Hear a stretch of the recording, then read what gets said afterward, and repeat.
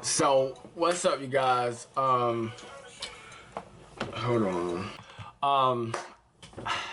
So I'm gonna use my camera, so I don't know if the audio is really good. But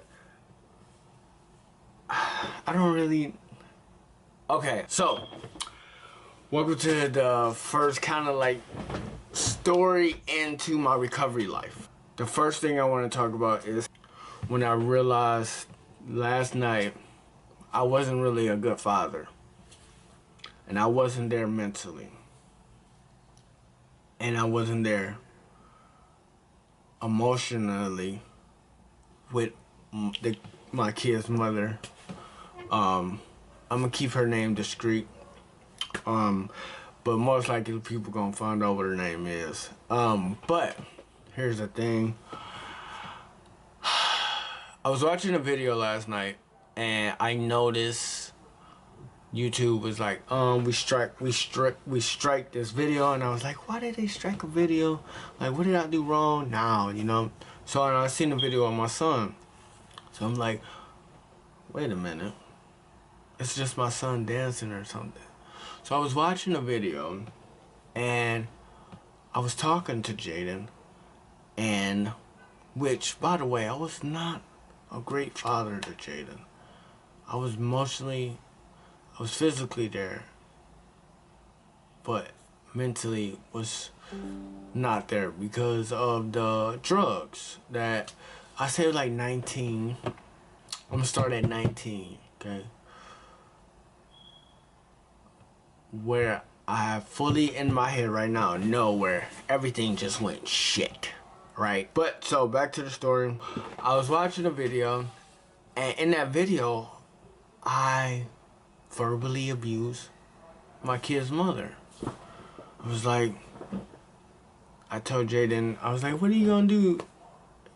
And he's walking around. I had to get the other video, but so he's walking around, and as he's walking around, he's dancing and doing his little thing, you know.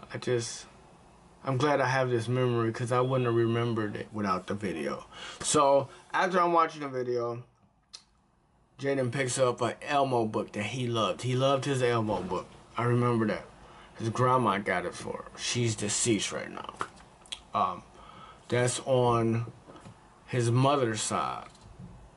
She passed away. She got him an Elmo book.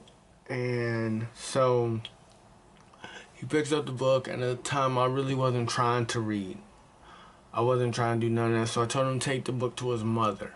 He takes the book, started taking the book towards the bathroom and the bedroom. And he's screaming out, Mom. And she comes out of the bathroom. And Jaden dropped the book, and I said, don't destroy the book, Jaden. She comes out of the bathroom, walks, kicks the book. And I immediately say, I just told him not to kick the book, you stupid B. You so FF used the C word, CU word, stupid. And I'm immediately, sober me today was like, whoa, what? Like, why would you say that to her?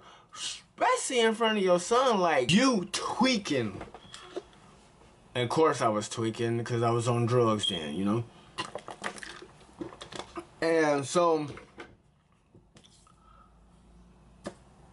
Jaden comes along. I think Jaden was born after that, or he was born and he just wasn't in the video. I can't quite remember right now, but we was in an apartment. It was my first apartment. Jaden and his mom moved in, and then yeah, so then ended up Jaden coming along. So we was all in this one bedroom apartment. We was fighting a lot, verbal, mentally, physically abusing each other. It was just not a great scene, and I don't see how like how I didn't recognize what was going on. Of course, because of the drugs, you know, and us being both children of trauma, very bad trauma for her. She had a history of trauma, though, sexual trauma, but that's her story. I had sexual trauma too, as a child, by men and women.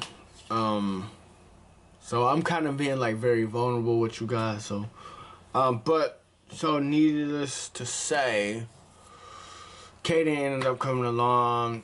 A lot of fight, a lot of abusive things going on in the home. A lot of drugs taken. Yeah, 19 to 20. She was like 18, 19. I was like 20, 21 now. So, we end up having to move out. We end up getting kicked out. The neighbors hated us, by the way, because we will always be fighting and we will always just be arguing. So, I remember this one time, the neighbor across, his friend came over, and man, my kid's mother was arguing, and man, I think I pushed her or something. I can't remember. I was intoxicated or under painkillers. I can't quite remember which one was it. And he pushed me, and we was about to like get in a physical fight, like. But so that's how bad it was. It was very, very toxic, you know, environment for my children. Well, my sons at the time was only 2. I guess emotionally I was just detached from Jaden, really, because well, his mother cheated before Jaden was conceived, and so we ended up having to get a DNA test on Jaden to find out if Jaden was mine. We ended up finding out Jaden was mine through a DNA test, but that hurt me pretty bad. So I kind of resented him at a time too, because I was hurt, you know. And instead of me dealing with that, I just pushed it down and took pills. And I'm not saying, I'm just letting y'all know what was going on at this time, you know. And I know I'm jumping everywhere. I will get better on vocalizing and remember what I need to, key things. So, so my kid's mother, we end up moving into, after we got kicked out of our apartment, we end up going to a house. It was all white, backyard. It was a 2-bedroom with an attic. My first house that I rented, you know, I thought I was stepping up. I had a car, I had a house, I had some money. We stepping up in the world, as I'm thinking, you know, and I'm doing drugs occasionally or whenever I want to. I just left high school, because I stayed in high school until I was like 18, but I was still playing high school basketball then, trying to go to college to play college basketball, but that went south very quickly through the drugs. And then I started smoking cigarettes at 21. So 21, I started smoking cigarettes at 21. Yeah, so it was just getting very toxic and very environment that was not good for children, you know. So we got to the house, the White House with the backyard with the nice Buick that I had. It was my room. Jaden and Kaden was born. Jaden was 2. Kaden was 1. So, yeah. So we had all our kids back to back. So it's Jaden, Kaden, Peyton, Eli, and Azalea, all back to back. So, by the way, that video that I seen was to 2011, you know, and I was like, wow, like, yeah, this is terrible. So yeah, I was 21. And so, we get into the White House one night. This is when it got south, where it was just, everything was destroyed after this. We get to the house, and me being so lonely and not recognize love where it's at, what I had, I decided to move my best friend in, my high school best friend. I don't say people's name, but they know who they is. He comes, he stays with me, my kid's mother. His girlfriend comes. We had a 2-bedroom. They lived in the other room. And Jaden and Kaden came in our room. You know, now we just stuffed in one room. It's a toxic environment, right? So, after that, we get in a fight one night. It was all my fault. I say it's all my fault because I wear my emotions, and through the drugs, it was just bad. Right at this time, I was taking Vicodins. Narcos was probably just coming on the scene, but them was rare. In that time, I started off with oxys, but what I got my hand on was Vicodins, and so didn't really like Xanax. It put me to sleep and put me in a bad mindset. But so, me and her was supposed to go to the hold down downtown Detroit, and she disappeared on me. She went with her friend that was considered not a very good choice girl, you know, as they say, H.O., you know what I mean? She did all her dirt with this girl, you know, or was my kid's mother the one that was doing all the dirt? But you need to say, let me stop right there. I'm not gonna shame nobody. So she disappeared. I tried to call her phone. She not answering her phone. I'm getting sick. I'm getting mad. I started popping pills. I started drinking. I just get out of control. So I packed all of her stuff and threw it on the front porch. Now, mind you, Jaden and Jaden is still, they in the house and they see her and all this, you know. And me not being in my right mind to this day, it was like, dang, they really seen all this. Like, what kind of parent was I? Terrible one in my eyes.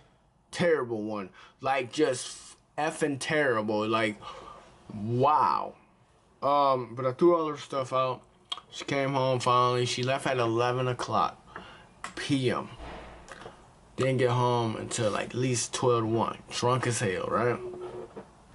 Where you been at? I tried to call you and all this. Now it's about to get tough. She said, why all my stuff on the front porch? I said, cause you didn't answer your phone and you gotta go. Like, nah. And then this is when physical and abusive came in. Physical and mentally abusive came in. And I do not. I have to forgive myself for the things I have done. I understand that, right?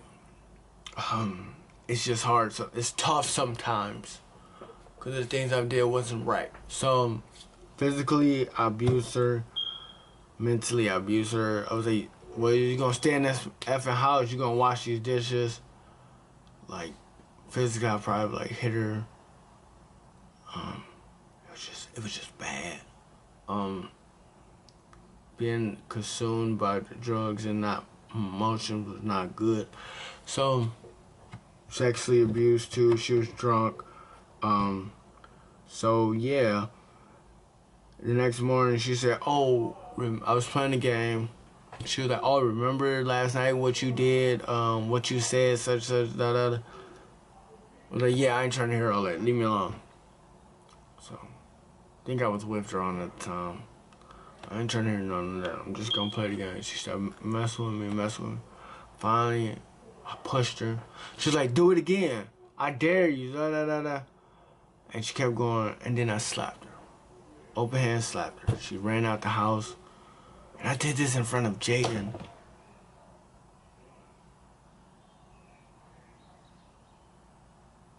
Fuck. I was a real piece of shit. So she went down to her sister's house. They called the cops. They about to arrest me. To my best friend. They about to arrest me. I might as well just go down there and get it over with, you know. So me being underneath the influence, I went down there, put my hands behind my back, and was like, well, I already know what y'all gonna do. Y'all gonna listen to her side, and y'all gonna take me to jail. I put my hands behind my back. So the other cop was like, no, we're not gonna arrest him. Then the other cop was like, yeah, we are. This is the easiest arrest. Now, mind you, Hazel Park don't like me at all to this day. They hate me guts. I don't like them. Yeah, we just not on good. Nah, all my stuff that I probably got is from Hazel Park. Yeah, some of it wasn't even me, you know, but needless to say, we get to that story. So they take me down to the station, run my fingerprints. that case, now I have a domestic violence case against me. And then when I get bonded out, I get another case, home invasion. We're gonna get to that one, so I'm gonna leave that one out right now. So that's where we're gonna end the story for the next video. Now, so that's when life started going shit. Like, when I know in my head, that's when life just horrible, everything. I don't know what year it was. I really don't. I think it's like, I'm gonna say like 2012, 2013 probably. I'm gonna say, I don't know. So, yeah. So these are the stories I'm gonna be telling about my recovery story. On when did I start? By the way, I started taking pills when I was 16. So when it got progressively worse, around 19, 20, 21. No, worse. Like, boop, boop, downhill. So, I'm just sharing this, and I hope you guys like this. So it's gonna be different trilogies. I'm gonna do trilogies, okay?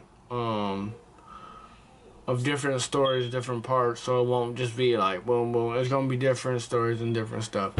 But I hope y'all like this video. It is 1:17 on Christmas Eve 2024, where I tell my recovery story, the journey of my recovery story. Y'all have a great one. Be great no matter what. Keep pushing yourself. Do your best no matter what. And if you are in an addiction mentality right now and you feel like you just gonna keep failing, it's okay. You're going to catch it one day. Just keep sitting and praying. And then when you're done sitting and you're ready to move towards a better situation, then do it. You have to do the first step. Admitting that you are powerless. Y'all have a great day. Enjoy y'all holidays. Enjoy y'all family, because that's all we got. Thank you.